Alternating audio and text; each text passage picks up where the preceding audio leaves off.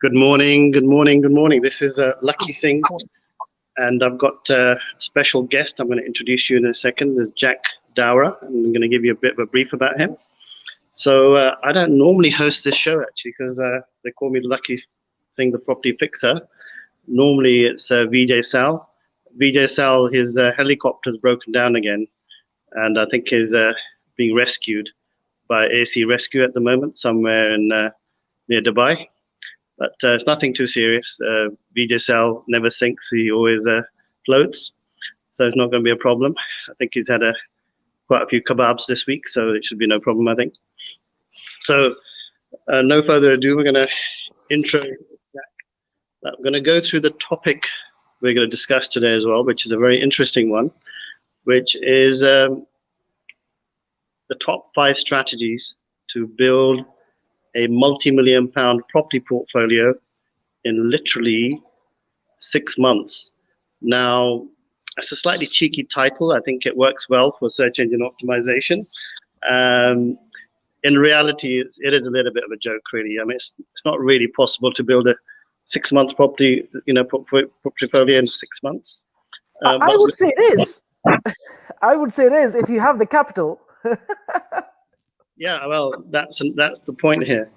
So that's what we're going to discuss. But I'm going to hold off on that topic for the moment because we'd like to know a little bit more about our special guest today, who is one of the most high-profile proptech investors and let's just say business owners and co-founder. Well, I think you're actually the founder of Property Investor Network, Property Entrepreneurs Network, sorry. And so, Jack, tell us a little bit more about your background and your history, and then we'll discuss. Sure. So, I mean, I came as an immigrant about 21 years ago. It's been a long time, but I came with nothing. I started from jobs. When I came, I was I started kind of my life by joining my family business at the age of 14. So I stayed in my family business till I was about 19. I moved here, and then I went through many jobs, probably about 22 jobs, if I can remember correctly, in a short period of 2 years. And that's when I started my own business. I started a chauffeur company near Heathrow, built that company from scratch to a team of 47, and we sold that company back in 2014. But while I was doing that, I was investing in property passively. But then I got to a point where I said, okay, I'm actually going to invest all my time into building a property business and a portfolio at the back of that. And that's what we started doing. I've always been inclined towards sort of property technology, or technology for that matter. So I always use technology as a means to solve problems in the property industry. And when I was doing my research, I came across that there's actually no property social media platform that is specifically focused on property. And that's when we launched PEN, which is Property Entrepreneurs Network. In fact, it's the world's first property social media platform. Everything on the platform is absolutely free, like you do on Facebook. You can go and socialize, you can post stuff, you can connect with investors, agents, property professionals. You can find properties on the platform, and there's a lot more you can do on the platform. But that's on the property front end, which is, like I said, the social media platform. At the back end of that, we do obviously investments, developments ourselves. So yeah, that's a little bit about me. I'm a qualified financial advisor as well. We don't cover regulated stuff, but yeah, hey, disclaimer. But yeah, I'm a qualified financial advisor as well. We do finance at the back. I'm going to just interrupt for a second. What we're going to do, just for the audience's purposes, I think we had this discussion earlier this morning at 6:30, which I think he must be an early riser, Jack. I think he must get up at 4 in the morning because he's doing his meditation and yoga and stand on his head, that sort of thing. But let's just say that we're going to keep it very quick fire. Go on. I think Jack is actually on fire anyway because it's brought up so much information just within about 2-3 minutes. So I don't think I'm going to be able to keep up with him because I'm very sort of, hello, how are you? I speak fast as well. I think it's good because you're going to get a lot of valuable content for all of you viewers out there wanting to get their teeth into building a property portfolio. Right. So we've got a little bit of background there for Jack. I'm sure he's got a lot more of a bigger story there about his background. but that's actually very interesting. He's obviously got a lot of excellent knowledge in sort of building businesses. Now, the most exciting question is, tell us a little bit more about what you're literally doing now. Obviously, Property Investor Network, you give key bits here, which is this proptech, and it's social media platform. Tell us a little bit more about the intricacies of what it is and how it works, so the audience out there can have a better understanding. Sure. So it's actually grown pretty fast. We've grown this network from nothing to almost 400,000 now. 400,000 people connected to the network. The way it works is you can go on the website, you can get registered. Like I said, you can connect with investors, agents, property professionals from around the country, and then be able to attract investors into your network, allowing you to be able to raise funds for your projects. At the back end of that, like I said, we do developments ourselves. We did a development in Wembley of 4 million GDV last year. We did another flip, and then we did another planning uplift through the COVID period, basically. At the same time, we are at the moment negotiating a hotel on a rent-to-rent basis. It's a 43-bedroom hotel near Heathrow. We are also negotiating a couple of development deals as we speak. So that's what's happening at the back end of what we do. Loads of deals going on at any given time. We're normally sitting on over 100 million pound worth of funding business or sort of deal sourcing business at any given time. That's what's happening at the back. Pretty intense. I don't manage a fraction of that. It gets managed by virtual assistants. It gets managed by people who have the work delegated, operational side. A lot of it is delegated. Fantastic. So there's a lot of information there. I mean, it sounds like you're the next sort of the Bill Singh, isn't it, of like Microsoft, yeah? Bill Singh, is that a good one? Yeah, sure. We could turn anyone into a Punjabi, right? Exactly. So I was going to actually say Jack Gates, probably like a better one, isn't it? Jack Gates. That's got a little ring to it. I definitely aim to get there. Maybe not as far as that, but I definitely aim to get there. Okay, Jack Zuckerberg. Jack's, hold on. Jack's. That will probably be quick. That's a good one, actually. Okay, so I mean, it all sounds really amazing in terms of what you managed to achieve in such a short period of time. 3 years. It's like literally. I think I just met you. Literally, I think it was about 2.5 years ago. Yeah, 18 months ago. Actually, we met in September 2000. Oh, your memory is good. Yeah, I think it was September. Yeah. We were 2019. I remember that was in the middle of the Wembley development when I met you. I remember that. Yes. Yeah, I think you kidnapped me in the car, and then I took you to the office for a meeting. That was quite enriching. Yeah. I think we met at Starbucks on Berkeley Square. That's right. It was quite nice, actually. Kind of cool. We did a fly on the wall type interview. Anyway, it's quite quick. Okay, so going back to the fundamentals of the interview today is growing a portfolio, etc., etc. Before we go on to that, I think there's more interesting things to cover in terms of your company. So we understood that it's proptech. We understand that you do debt and you do equity. I think tell us a little bit more about how you help people who want to raise debt and how you help people that want to raise equity, because it sounds like you've got everything covered. Not everything. There are challenges at the back, but I'll give you an example on a deal that we kind of worked on. In fact, it's should be closing today, if I can think correctly. We actually brought in an equity investor into the picture. He brought in 700 grand, and then we brought in the debt of 3.4 million, and then the developer in about 250,000 of his own money. So the GDV on the deal is about 5.6 million. So there's a profit of about 1.4 million, if I can think correctly on top of my head. So we brought in the deal together. We brought in the JV partner. We brought in the debt to make the deal happen. Like deals like this, we try and get them done. In many cases, we can get anywhere between 95 to 98% of the total cost of a development deal. So if you're sitting on a deal that is, let's say, purchase price, let's say 5 million, and let's say it's going to cost you another 5 million hypothetically to develop it, 10 million, we can practically get you up to anywhere between 95 to 98%. So if you put in about 2 to 5%, we should be able to cover the rest for you. That's amazing. So I think definitely we're going to have hundreds of, in fact, we get lots of clients looking for that sort of funding, so we'll have to have a chat. Now, so just tell me a little bit about that project. How many units is it, and what sort of location? Is it London or West London? It's London. It's in altogether 11 units. Yeah, that's what it is. Yeah.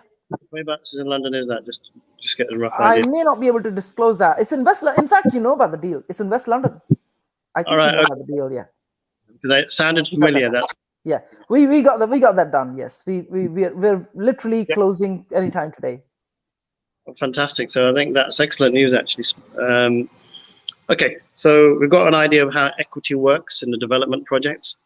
Now, I think we've covered the key intros, so proptech, debt and funding, debt and equity. So I think you've got expertise in both of those, which sounds amazing, actually. So the problem you're going to have is that you're going to be pulled in all directions because everybody probably want your time. And that's probably the most difficult thing to manage. How do you actually manage to keep your sanity? Like I said, one finance project like that can probably take a broker like the whole month. I delegate. I don't do most of the work myself. I've got a very, very good team in place. I only oversee the business. I've always been a person who never wants to kind of work on the operational side of things, even though I'm pretty good at operations. But if I start to get into admin and operations, I'd never be able to grow the business. The only reason we've been able to grow pretty fast is purely because it's all delegation. All the work, finance files are looked after, cases are looked after by other people.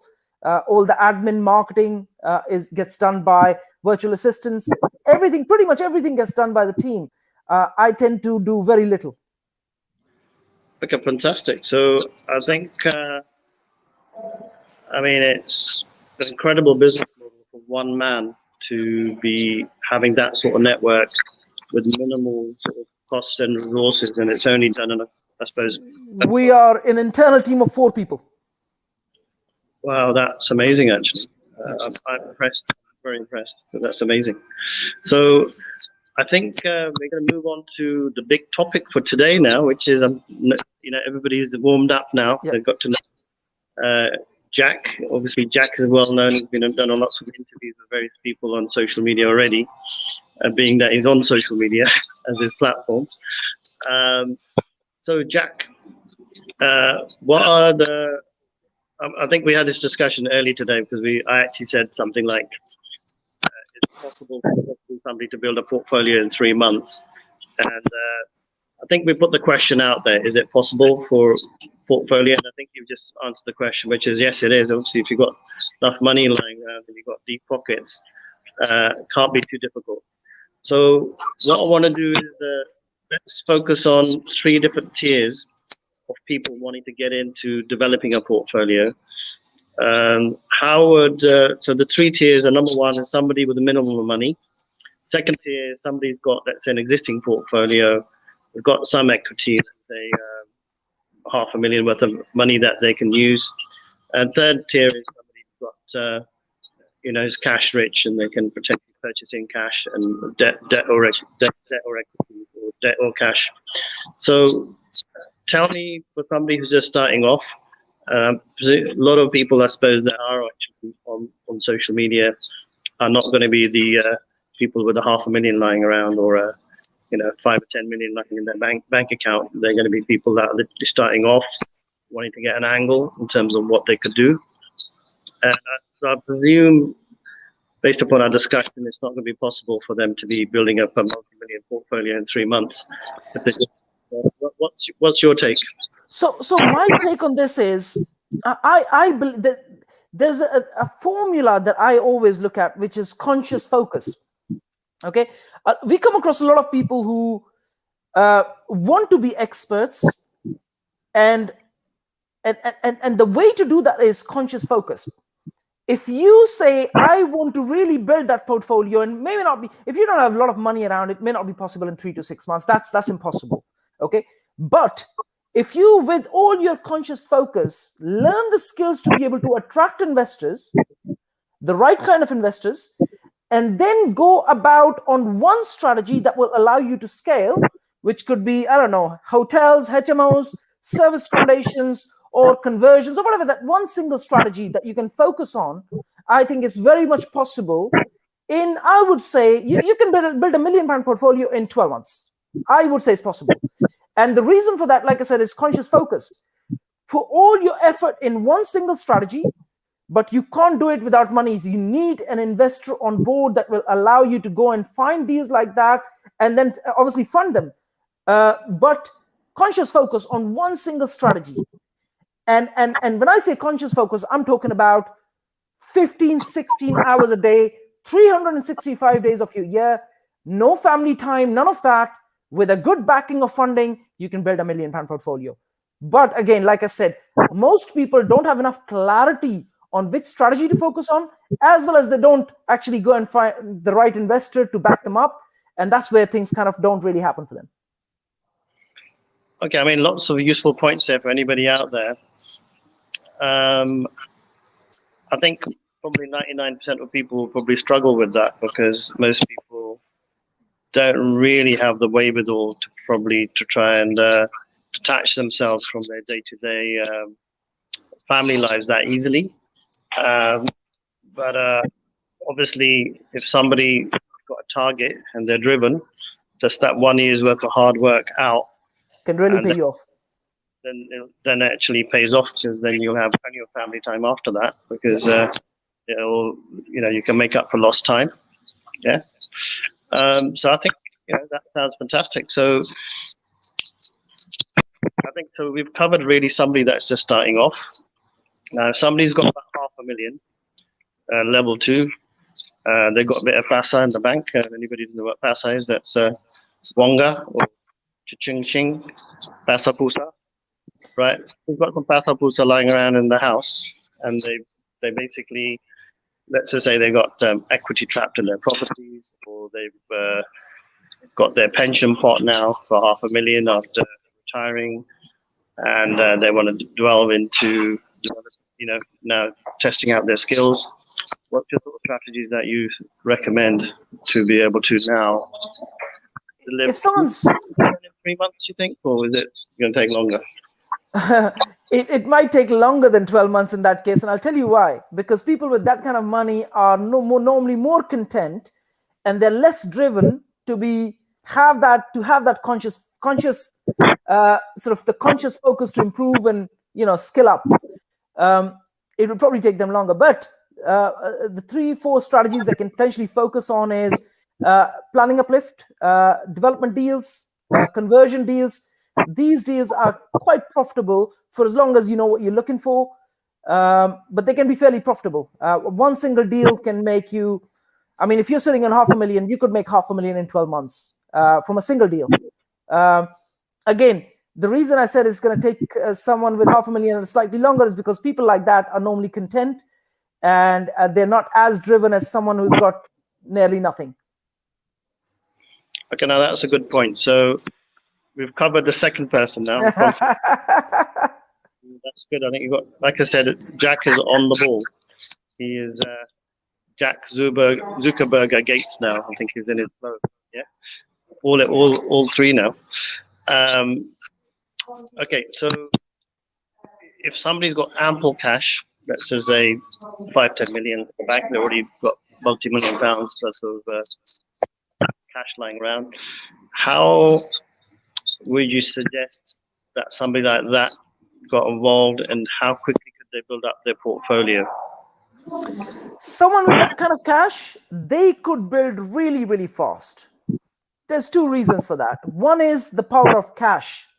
When you are looking at a deal and when you speak with the, let's say, the seller, the vendor, and you say, you know what, I've got the cash sitting around, you can actually get a better deal than if you sit around looking for debt funding. So you can actually get a lot better deals if you're sitting on cash. So building up a portfolio, if you're sitting on anything over $1 million, either it's 1, 2, 5, 10 million, 20 million, doesn't really matter. It's pretty fast. At the same time, someone with that kind of money, I would normally recommend that you have a investment manager as an employee in the company, someone who is more driven and is able to invest more time into looking for the right kind of deals, looking for the right kind of deals basically, and get them over the line. Because I think you and me know some of these deals, getting them over the line can be a real pain. So you got to have an investment manager if you are sitting on that kind of money, because you may or may not be as driven, obviously, with that kind of money.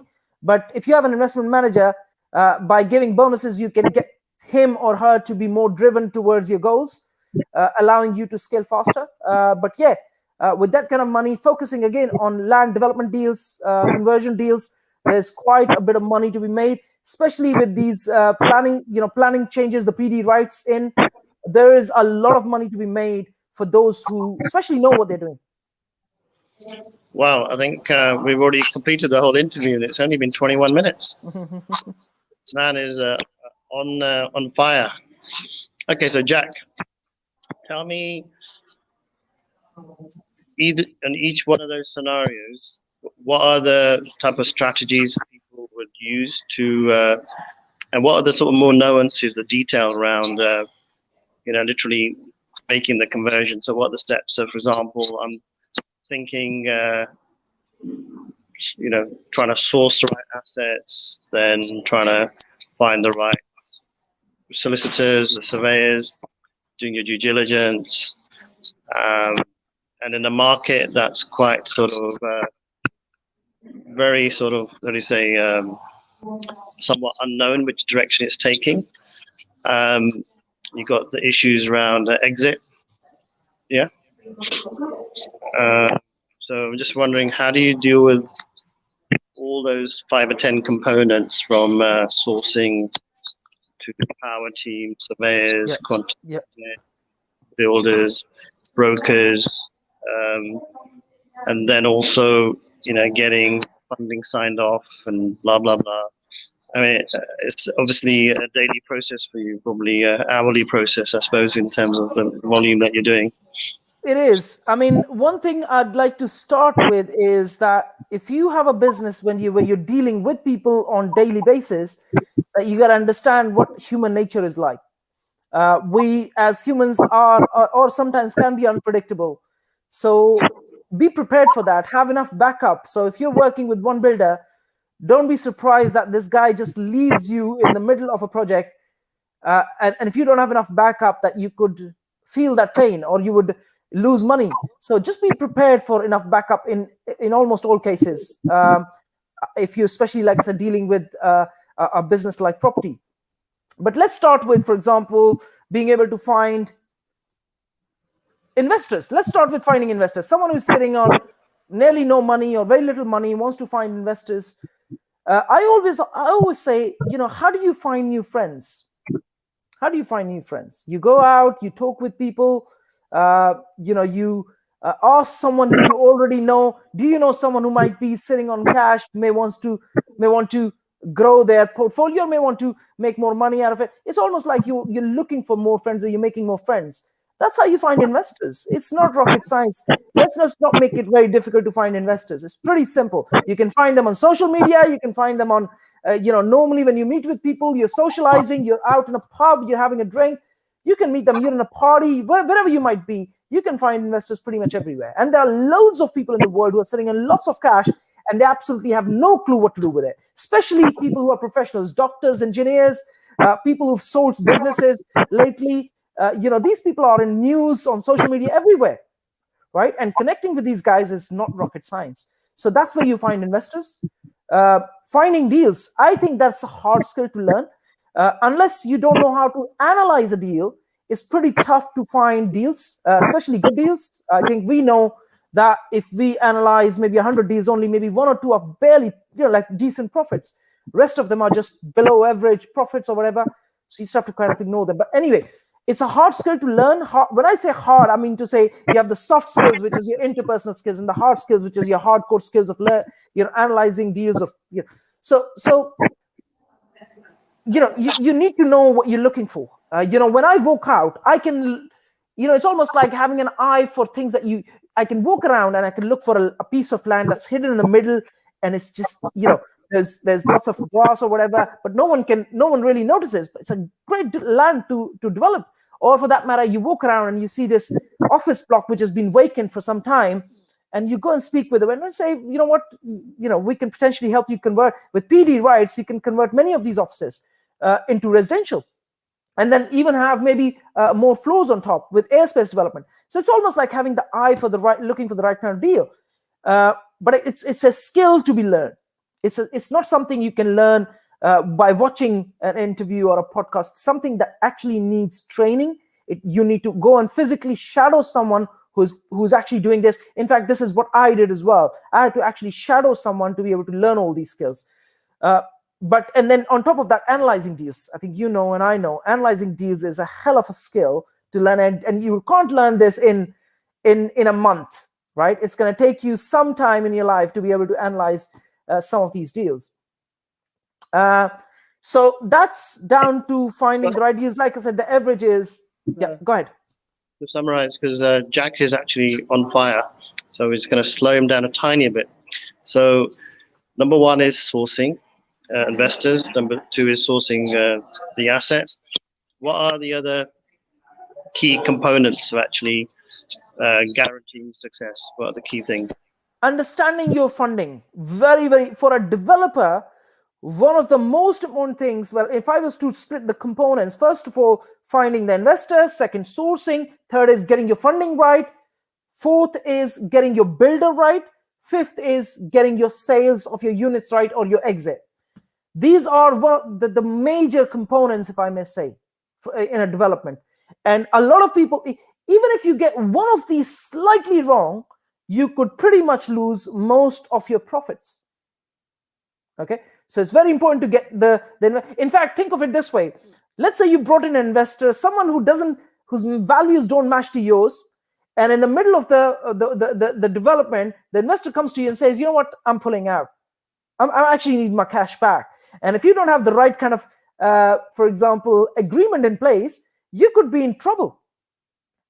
Or for that matter, you've done your analysis of the deal wrong, and maybe the GDV was inflated, or the building cost was not done correctly, and then in the middle of the development, and how many developers we know that actually in the middle of the development they just give up because they can't complete for one of these components being they've got it wrong.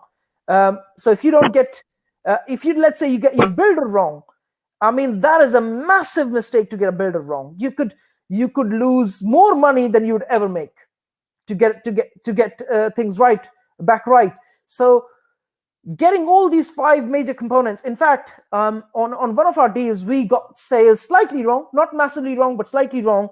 Because when you start to do a development, you got to start to sell your units as soon as you sign, or as soon as you start doing the work with your CGIs, which is your computer-generated images.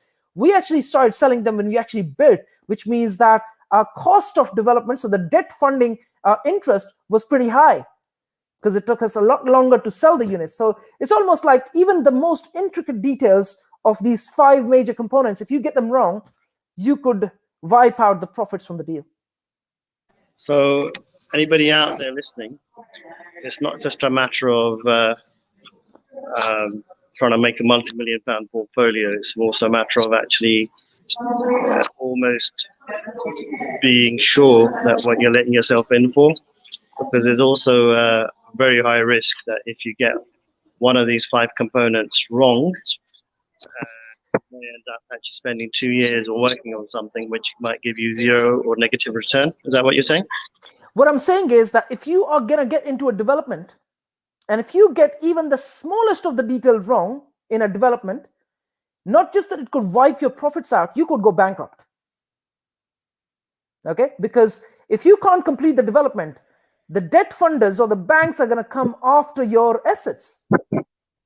Okay, so do you find that this is a bit more of a technical question, do you find that maybe 95% of your projects are all personally guaranteed by the investors, but I suppose if somebody's got hardly anything and they've managed to get the funding by doing a joint venture, then they minimize their risk anyway because they've got nothing to lose? Is that right? No. You lose reputation. If you're gonna lose an investor's money, you lose your reputation. I promise you. So it's not a very big market. A lot of people know a lot of people out there, and people are gonna talk about you. I mean, I get this all the time. I mean, you know that I do events, and I get to speak with the most well-known speakers in the country, and they actually refuse to be on stage with certain people. And that's because these people have got things wrong. So don't be surprised that if you lose investors' money, that you're not going to lose your reputation. You will, and you will not be invited anywhere, and you will struggle to find investors. So it's not just about losing money. It's about losing reputation. It's about losing your, I don't know. I mean, I believe that you should not be doing a development, or even if you do start a development, you should start small. Or for that matter, if you want to start big, that you make sure that you have someone experienced on board who's done this previously and can actually guide you through it, because it's not something you can, it's not just common sense. You need common sense to do it, but it's not just common sense. You need hardcore skills before you get into developments. And I don't mean to scare anyone for that matter. What I'm in essence saying is start small, and if you want to start big, make sure you have someone experienced on board. Okay, excellent. So you've got tons and tons of amazing tips there. So anybody's trying to build up that multi-million pound portfolio, I think you can contact Jack directly. He's quite an incredible guy actually, because whenever I ring him, he's actually more on the ball than I am in terms of contact. I don't think I'm as probably busy as him, but he always gets. He even picked up the phone at 6:30 this morning. Can you believe it? And I thought might be disturbing his beauty sleep, but I don't think he gets any beauty sleep. No, I sleep very well. No, I sleep nearly, on average, I sleep anywhere between 7 to 8 hours. So I sleep well. And I'm a hard sleeper. Well, that's good then. So Jack, tell us what's the secret to your success. I mean, it sounds like you've done an incredible job. Can I take a guess what your secret to your success is? Go on, give it a shot. I would say that culturally, anybody that's from part of Afghanistan that you've come from, they tend to be very strong business people, very strong traders, and the network is huge. And if you've got that network behind you and the contacts, that's probably one component, I guess. And the second component, I think, is that you're quite a technical guy with a lot of drive. And so you've got like 4 or 5 drivers. I think you're an excellent communicator, very specific about what you say, but also a visionary. So you can sort of see things happen in front of you, and you can sort of once you've got it in your head, you're quite easy to roll it out because it seems quite simple to you.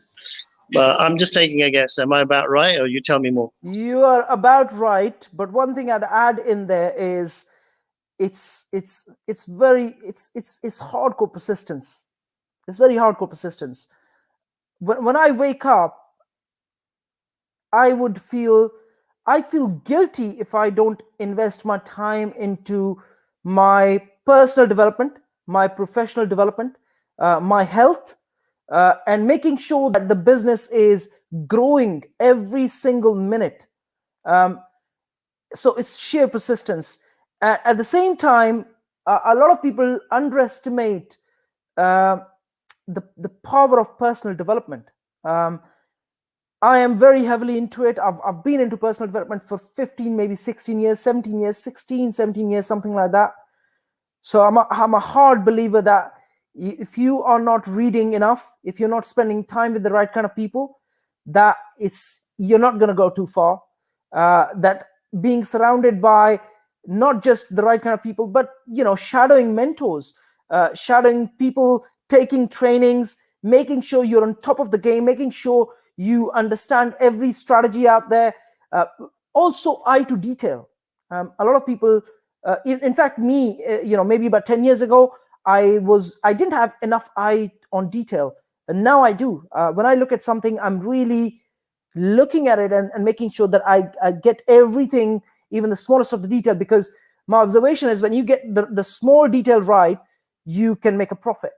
If you get the small detail wrong, you're just going to end up with either no profit or a loss. And that applies to every aspect of the business. So I try to make sure that the detail is looked after. Okay, I mean, I think from what I can see, you've got, to go from like hardly anything, actually, you could say, in 3 years to 400,000 network. It's incredible. I think so. Congratulations, I think, in terms of that. Now, what I'd like to know is, obviously, if that's what you've been able to achieve in 3 years, 400,000 network, what are you expecting to achieve in the next 3 years? That will be quite interesting for all our audience. It will be 1 million. It will be 1 million, definitely 1 million. I know that. I don't know how fast it will grow because what's happened is that we actually took over a couple of companies in the middle as well. That kind of boosted the numbers as well. But I'm definitely looking to get to 1 million in the next, not even 3, but 2.5 years. Precisely. We are growing by about 1,000 a day at the moment. So what we'll be interested in know is what's the model, what's the profit model for the company? Is it based upon the network that people buy? From what I understand, because I meet a lot of the pen people on various interviews we've done, actually. I think we've had somebody from Wales, we've had somebody else. So I think I've spoken to a few people who were in the same property game, and they say, oh yeah, I'm working with Jack. So my understanding of your model is very basic, actually, which is that you've got local people around the whole country that source properties, and they pay a small fee per month, and you provide them leads, and when they convert business, you get commission, and then on top of that, any business that you get to do with the wider work, bridging finance or development funding, and obviously the money that you generate from sourcing them deals, the profit margins. So it's quite a holistic sort of model. Am I right? Yes, about right. Yes, we've got a few representatives around the country. It's like a franchise model. So we are taking on more, giving more locations out to people. So we're kind of growing in that direction. At the back end of that, obviously, we do deals, property sourcing, funding. We provide some other services as well. And these are all done with collaborations with different professions or different professionals. Okay, wow. So out of all the revenue streams, which is the core one that sort of drives the business? Is it primarily the franchise business? Is it the sales that you get within the franchise business? It's the sales that we get. So normally our main source of income, there's two. One is property sourcing and the other one is property finance. They can kind of go up and down, fluctuate between the two. Most of the times it's always been property funding. So we do debt funding. We bring in the equity investors in the picture. We try and get that done. That's always been the main source of income. It still is probably, but sourcing has been playing a very good part as well.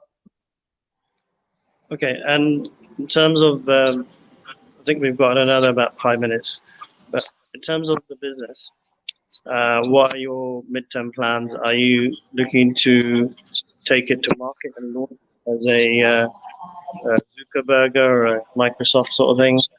Or are you looking to retain complete control and just make money on the margins? And can you share with us what sort of maybe confidential information, because it's a privately held company by yourself, I presume. So what sort of turnover or profitability you make year on year, or is that sort of local? No, I may be able to share some of it, not everything, but we are looking to. No, I know what you mean. But look, the way we go is that we are franchising the model like it is now. We're going to grow the franchise. That's what we are focusing on. At the back end of that, I'm very heavily focused on technology. So we are launching a internal CRM system. We're also launching another app. We've launched one app previously, which is doing well. We are launching another app very soon as well, which is going to be a part of PEN. So we are going to use technology very heavily to leverage the business. At the same time, the franchise model is already growing. So that's the kind of direction we are taking. I have always been, like I said, focused on technology. So when I see a gap in the market where we can use technology to leverage it, I would go and create the technology and bring it into the picture. In terms of turnover, or for that matter, we added equity worth about just shy of $250,000 in 2020 into the business and portfolio. At the same time, the business was valued about the end of 2020. It was valued at 1.2 million. And we are growing pretty fast. So I think if I was to get a valuation done today, it'll probably be double of that, because we took over a couple of companies in the middle. So yeah. Sorry to interrupt. In terms of valuation, I mean, looking at what you're doing, I mean, I'm being a bit serious. This might think it's a joke. I could easily say, the value of your company is maybe 10 million, because the type of scalable model you've got, and it's revenue producing with minimal cost. If you put an investment deck together, and I looked at other companies who are valuing themselves at that sort of level, but have got no revenue to show for it, you're quite the opposite. So what's the basis of your valuation? Because I personally think it's quite low, but I'm not trying to be cheap. It's not done by me. It's not done by me, Lakhi. It was done by a company. It's an online company. They actually ask you a few questions. You put in the figures, you put in the numbers and so on, and it actually gives you an online valuation.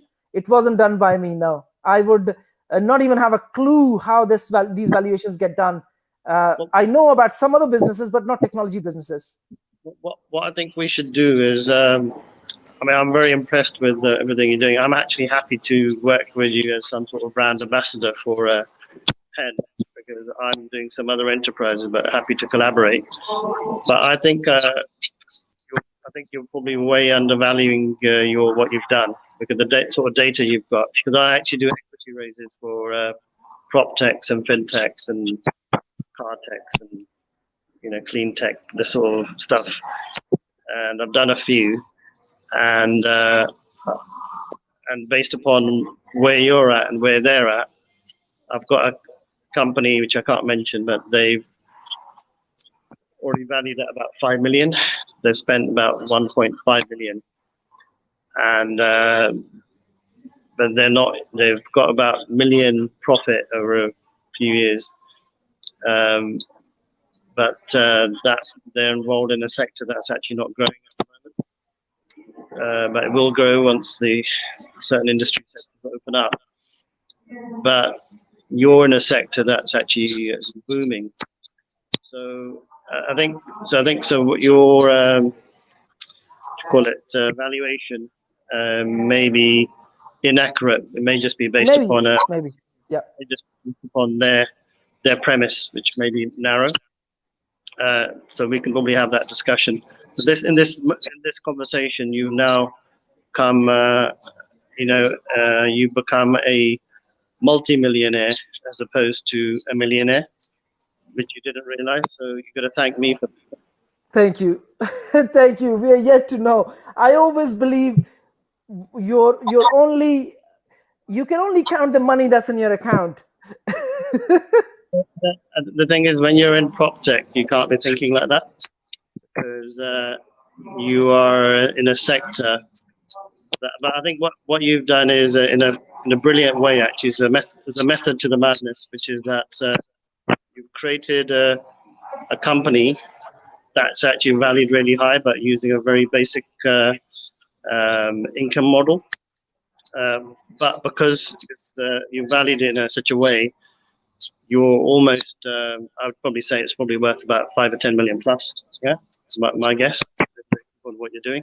But I'll be happy to work with you, because we could probably take it to market and get you equity funding. It could be a lot more than that in terms of doing an equity raise with you, but I'll be quite keen to essentially discuss that as maybe a consultant or something like that, or as a helper to assist you in that if you need it. But that's just another matter. I think viewers are here quite keen to sort of understand really what they can get from you. But I'd like to actually ask you one last question, which is a bit left of field, which is really, what's your take on the property market in the next 3 years? Where do you think it's going? Is it going to go up? Is it going to crash? Because there's a lot. So here is my quick take on it. I believe if you are in property industry and you're investing in property, you should not be thinking about 3 years. Property is a long-term investment game. If you're not in it for 10 plus years, you shouldn't be in it in the first place. So you should not be really thinking about short-term fluctuations. At the same time, in the next, I believe in a year or so, it's going to crash. And we're going to see a dip of at least 10%, if not more. But like I said, you should not be in property business if you're thinking of short-term fluctuations. It's a long-term game, and play the long-term game. Well, I'd like to add to that point. I admire your honesty, and because a lot of people that are involved in the industry sector, unfortunately, always like to talk up the market. But I think if you're realistic or have a better understanding of the market than anybody out there, I think there's a bit of a nugget from Jack that the market is potentially tightened the next year. So I think I just read an article literally about 10 minutes before we had this interview. I'll send it to you after this. Actually, it said something like the whole property market is rigged and is gonna crash. I haven't had a chance to read it yet, so anybody wants to share it with them on WhatsApp or send it out to them, I'm happy to do so. But our take as an organization is that there is going to be, I can't really see how the property market's actually managed to sustain itself after Brexit, after COVID, after the hospitality sector literally crashing down to its knees. So I don't think it's sustainable. I think it's just the bounce back or something that, you know, that's true. What people throwing money around unnecessarily, unwittingly, and it's just kept things going, which is adding sort of fuel to the fire. It is. And Manchester prices are literally gone up by 5 or 10%. I was speaking to a friend of mine yesterday. The overall prices in UK have gone up by about 10% in the last 8 months. And that's just because of the flow in the industry, the money flow. Now, there's a really interesting stat which I saw yesterday. I mean, I think because we're in the industry. Tell me about this one. This is just interesting to get your view, actually. They're saying that there's a fall in central London prices as opposed to greater London prices.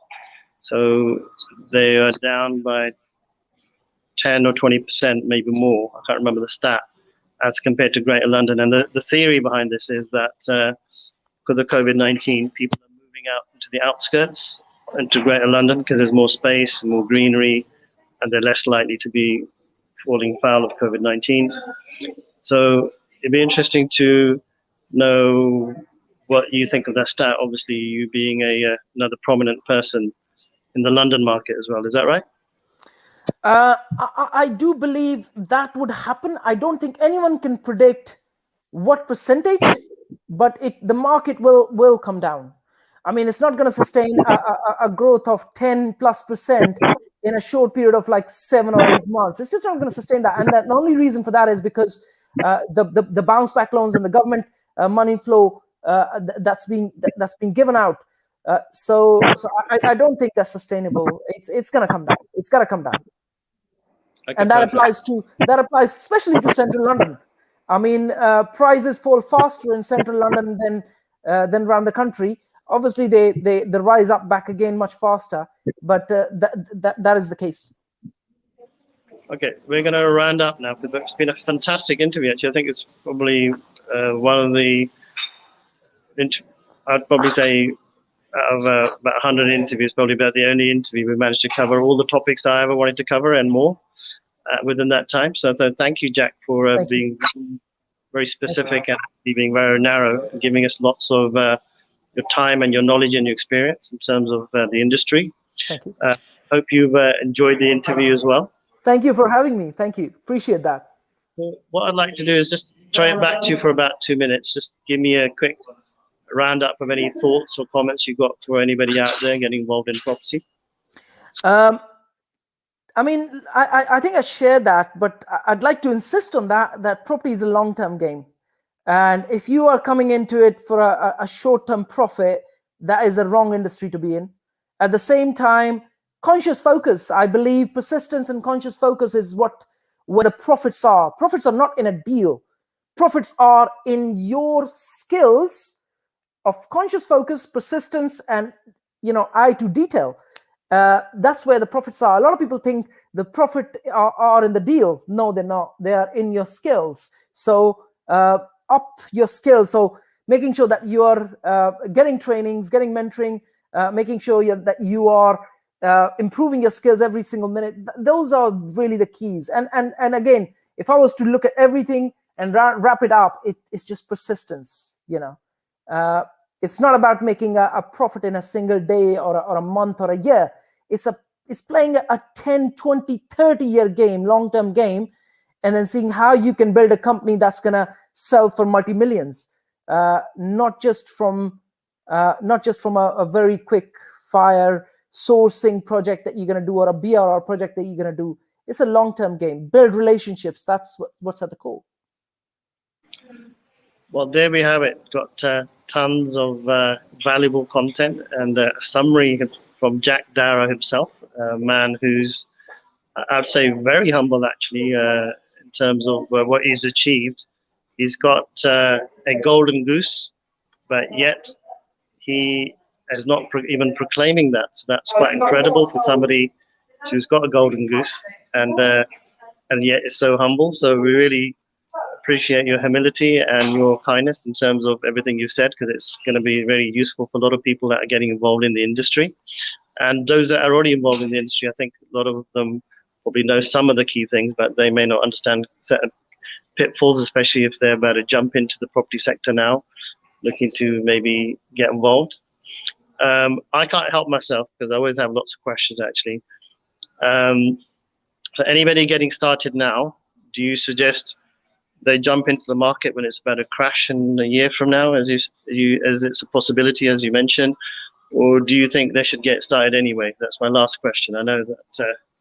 And I think you know the answer. The answer is start now. Start today. There's no tomorrow. We don't know if the market is going to crash in a year or 2 or 3. There's no point you waiting around. It's better to start today, because in 2 years' time, you might have skilled up well enough to make a profit from any deal. So it's always now. Okay, so anybody out there, summary from Jack, the time is now. And on that note, we're going to end and say, we're going to say Sat Sri Akal ji in our Punjabi language. Thank you. And I'm not going to ask Jack to translate that. You know what? How do you translate Sat Sri Akal into English? Do you know? I do, but I may not remember.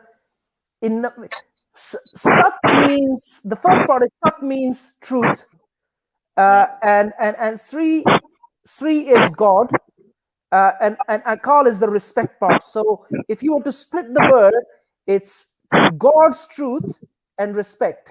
So when you fold your hands, you're saying God is true and it's a respect to you as well. So that's what in essence means. It's a combination of 3 words. Just trying to think of that. Showing actually respect in a different way. Normally it's a fixer. Today it's and so I think it's been a blessing that we've had Jack on Thank you. Thank you. And we really appreciate his time and efforts in Thank you, Lakhi, for having me. Thank you. Thank you. Thank you. Take care. Take care. Take care. Take care. Bye.